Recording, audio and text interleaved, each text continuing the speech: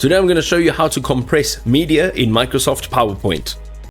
So we've got a presentation here, and on the left hand side what I'm going to do is I'm going to just remove this slide which has a very large video on it. So for example's sake, let's say that we've just got a small slide and it's not very big in size.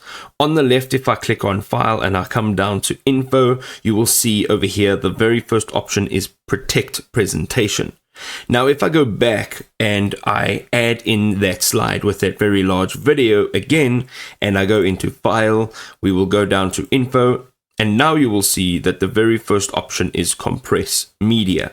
So if you go ahead and click on this, you will see that you can either compress it Full HD, HD, or Standard.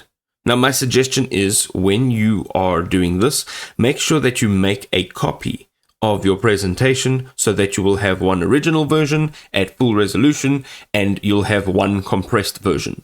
Choose the compression rate that you would like. Let's say, for example, I want standard. You can see now that it is compressing this. It'll give you a status bar over here, and within the next few seconds you will find that it is now being downloaded to your device. You'll have the opportunity now to name it and find your save location.